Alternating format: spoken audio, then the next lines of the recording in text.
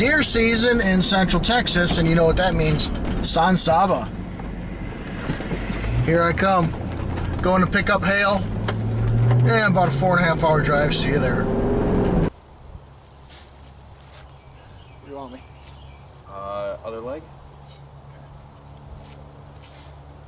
You have to cut towards each other now. You can just pull it? Peel it like a banana. Oh, okay. Okay, go ahead. That's not Here, gonna you work. hold it while... He's like, you're crazy. I don't want to get stuck. I got burnt. Almost. Here, if it doesn't stay up.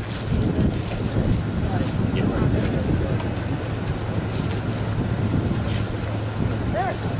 Look at that. Kid touch or something. There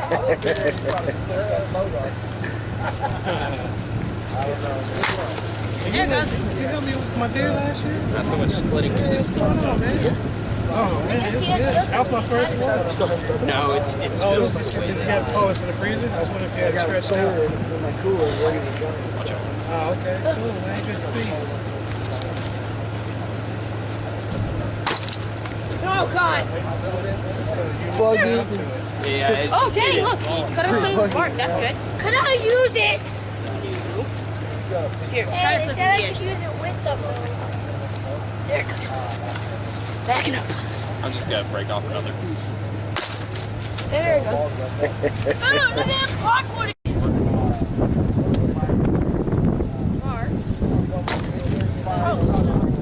I'm gonna try next. Ooh, this is skin. Ooh, can I try after? It's called bark.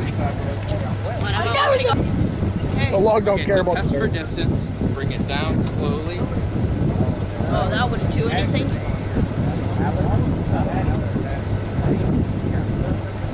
That would have hit right here. Yeah. There you go. He's better at it than me. It's just not flying everywhere. True statement. Oh, kind of miss. I see quite a bit of people from here.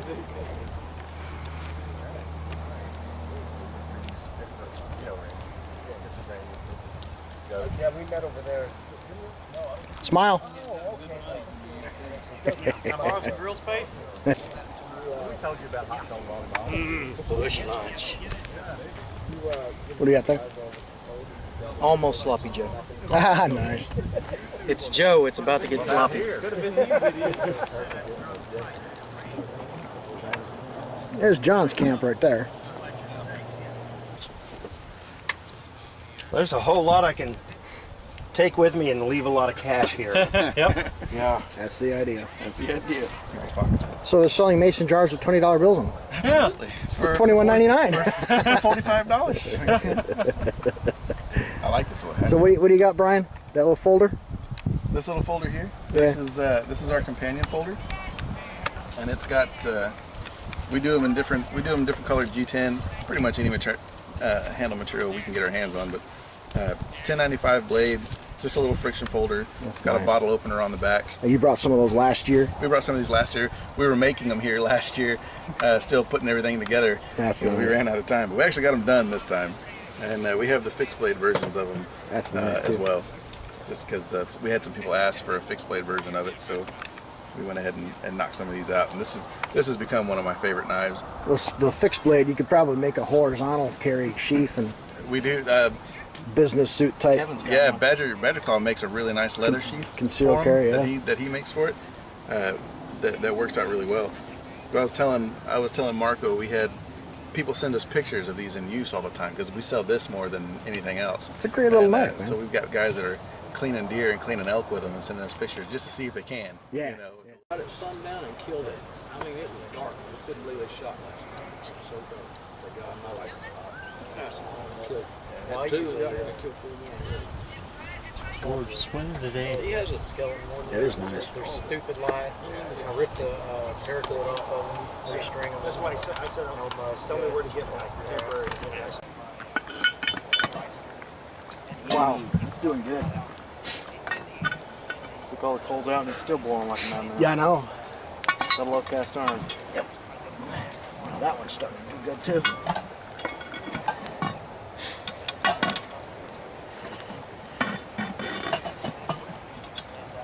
Schnick's world famous chili. So, Bob, you get first pick of anything on the table. Where are you? That light is bright. over there. Doing all right?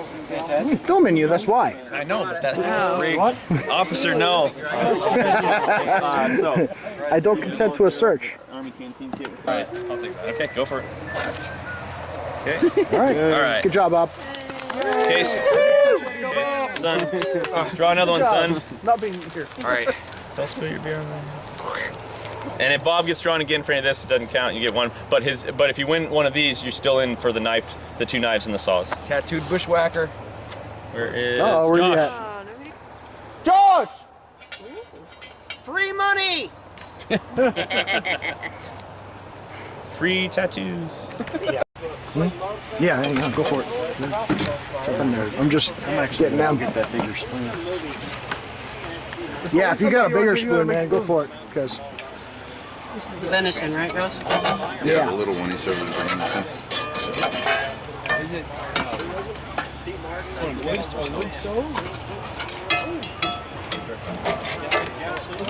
Only someone around here knew how to make a stone. Just saying, like. I didn't bring one. It's all right, I only hiked around for an hour. No big deal, man. Bottle of water. There's a whole jug right there. There we are. What? Aqua. Water. Water. see how far back the line goes. Yeah, this is cool. How we doing, Bob? Good? Good. Thank you. They all the same? And I really wanted One that. different than the other? No, we got venison chili, got venison chili, or venison stew, and then ground beef chili.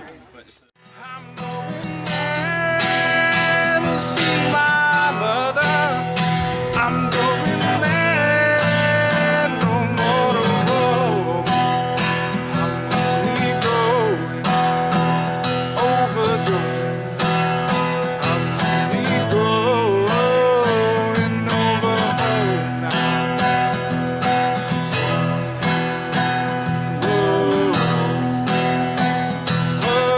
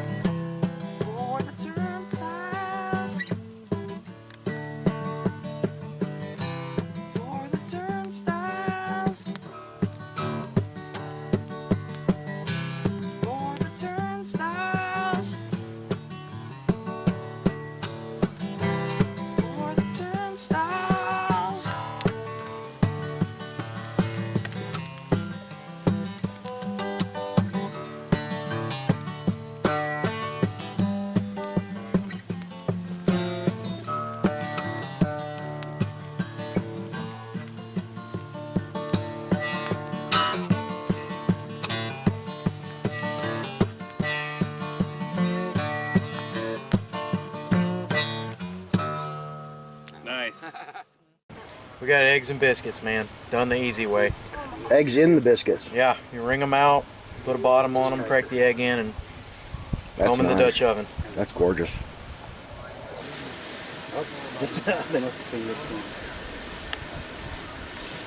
That's a great area for kids to play in too. Yeah.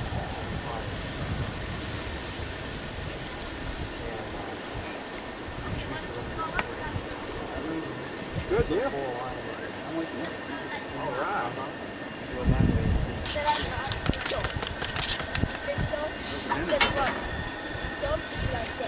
My dad's friend.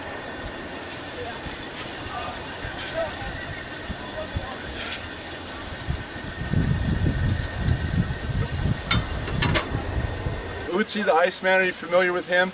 If not, he was 5,300 years ago, a traveler. There's a lot of speculation and conjecture on what his deal was and why he was on a mountain and how he died on that mountain. But he was found in the Italian Alps with most of his equipment that he was traveling with. Mount Whitney is in California. It's not the mountain he was found on, but it's a 14,496 foot mountain. And I planned to summit wearing 5,300-year-old man gear, and that was the dream.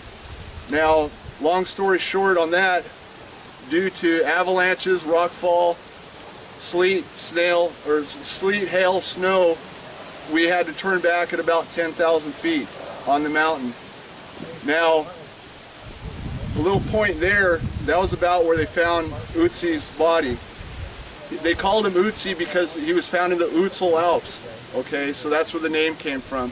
I'm honored to be here. It's always great to see y'all, and I'm going to dig into this equipment. I'm going to start off with the original pieces that they found with him, and then go with what I adapted to take to actually climb a mountain. One of the most amazing finds was a copper axe. There was a small copper head. It was smaller than this. The reason I upscaled this is because, believe it or not, he was 5'5". I'm 6'6". So the actual axe that was found was more in this size. So I kicked it up a notch to keep everything at scale. This knocked the copper age back earlier than they thought it was because of the detailed work on this and all the studies they did on the copper axe. It knocked the copper age way back. The other item he had was an unfinished yew bow. This is hackberry. Again, I scaled it up. It was a 6-foot bow. This is I'm 6'6", so I scaled it up a little bit. Left it thicker in here because at 14,496 feet, you're standing like this a lot. And you know, 5-6 breaths to, one step, maybe 10 breaths, and then you move a little bit. So it was going to be a hiking tool. I also wanted something for what's called a glissade on some of the stuff if I did slide. I wasn't counting on the copper axe as a self-arrest. I didn't take any risk. I stashed a small ice axe in my pack. So again, it wasn't a total reenactment, total authentic, live off the land situation. It was kind of a tribute to the time and the people. So, and the guy, These are as close as I can get to the belt that he had. The belt was worn, I guess, like a modern fanny pack, whatever you want to call it, or European satchel. First example, one right here. Boom. Inside the front pocket, there was tinder fungus, and again, we can go into the detail on that later. There's tinder fungus on a couple of little toggles. That was used for fire lighting. Another amazing find, and this is as close as I can get. It's a little less broken. The tip on his was broken off a little more than this, but I was actually going to use it. And I was kind of hoping I would actually break it and find out maybe he was cutting a piece of meat, or maybe he was scraping the fungus to get that out.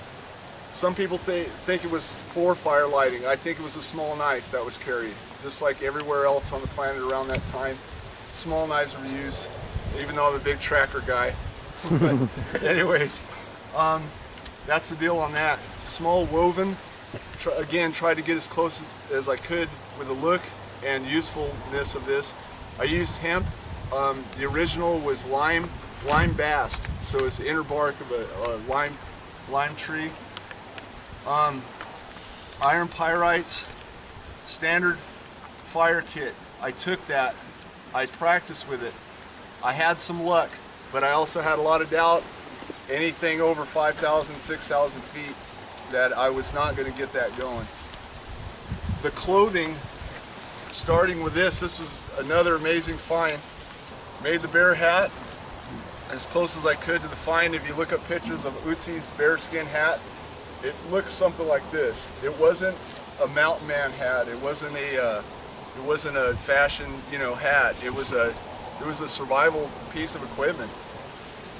Going back to comparing to him, I don't think he would have been traveling in the weather that we were in. I think he was in fair weather, and then again, I have a bunch of theories. And I'm no expert, I'm not an archaeologist, I just love the stuff. Is that warm with the hair inside? It was at a couple points. When I was at the point where we pretty much had to turn around, it said it's not very pretty. It was a little too small to do it that way, but this way, the water was beating right off of it. It actually kept me dry. If it did start to get a little wet, I shook it off just like you would see a bear shake its hide, and it was amazing. I don't know if it's the oil. I don't know what it is. It's a natural thing, but it sheds water. I have a full bear hide I'll break out after this whole deal. You can all check out. Donated, Dustin F on the forums. Yep. But I'm sure you get the picture. And once this stuff warms up, it was like wearing a Levi jacket that's been broke in. I mean, it's totally comfortable.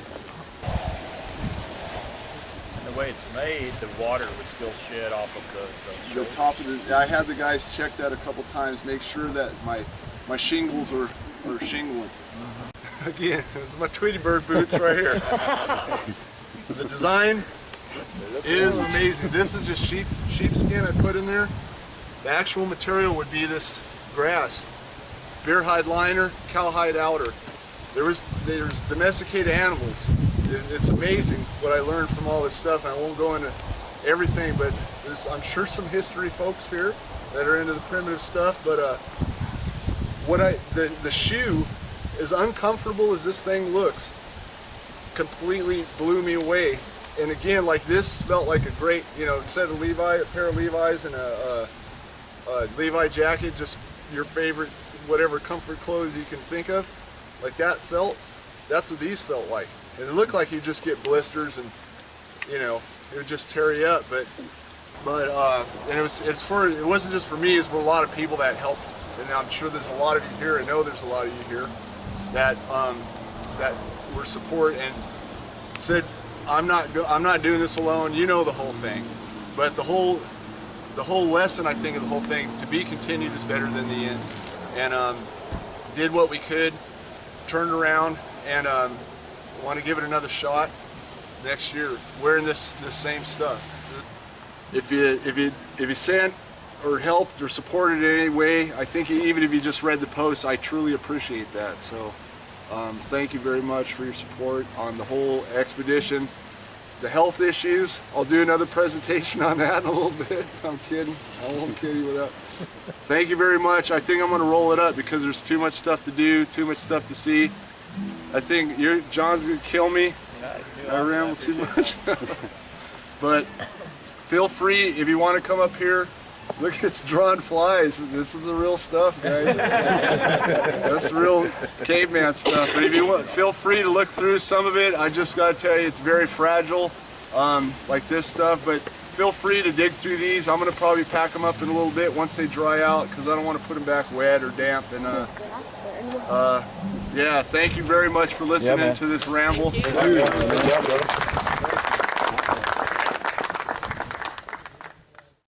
You'll be able to trade out for a knife now. Pardon me. I want to thank the Academy. You love me. Good people. So the blade profile on this is a scaled down version of the sitting born sea axe, which is the large sea axes that I make.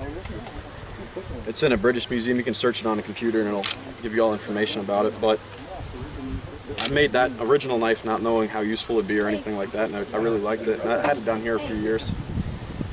So I actually made this blade for myself and scaled it down. It's Damascus steel, it's pattern welded, 15 and 20 and 1095 all hand hammered, hand welded. And I was actually going to keep this, but John said we need a knife for down here, and it's what I had that was available to finish up. It's got copper fittings in the front. It's sheet metal. This was forged and soldered from, and this copper bolster was forged down from half-inch square stock. It's a whitetail, local for me. I didn't shoot it because I'm really bad at hunting, but yeah, it's a good spotter though. Yeah. So that's it. It's just a little useful knife, kind of like the one I've been carrying. Jimbo. Jim. Really?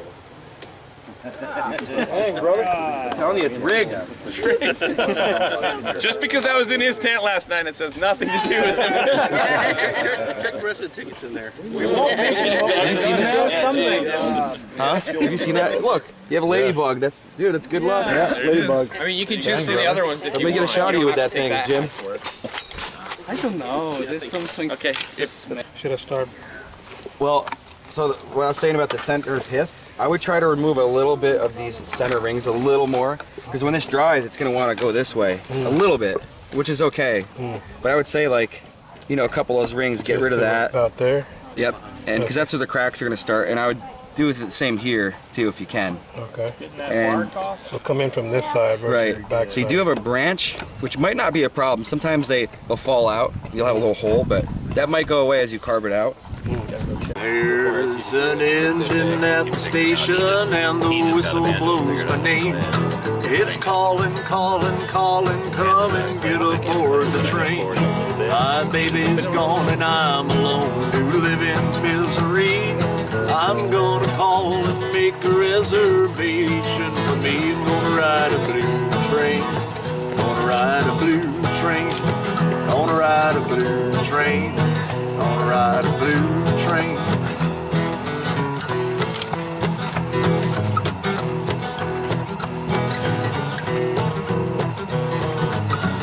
Something like that. The conductor go and tell them cats to shove along some coal. It doesn't seem as half as bad as long as I can roll. Give me another ticket and I'll sit and ride with you. There's nothing left to live for in this world I'm rolling through. I'm gonna ride a blue train. Gonna ride a blue train. Gonna ride a blue train. Gonna ride a blue train.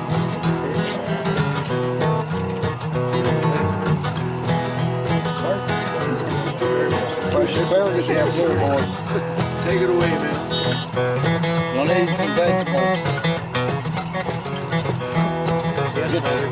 Get your bread out.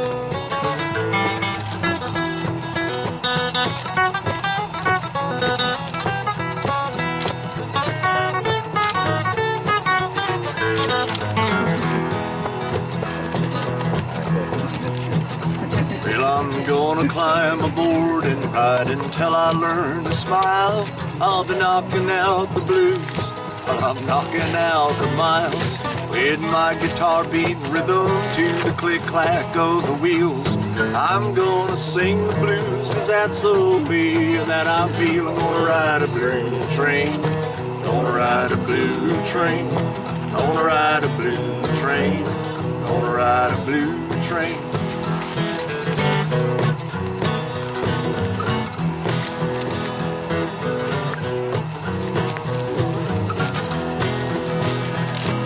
Engine at the station and the whistle blows my name. It's calling, calling, calling, come and get aboard the train. My baby's gone and I'm alone to live in misery. I'm gonna call and make a reservation for me. I'm gonna ride a blue train. Gonna ride a blue train. Gonna ride a blue train. Gonna ride a blue train.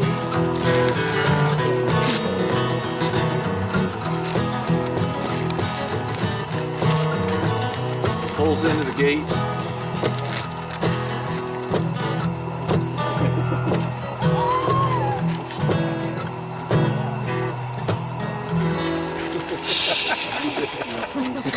Thank you very much, Jill. More cash.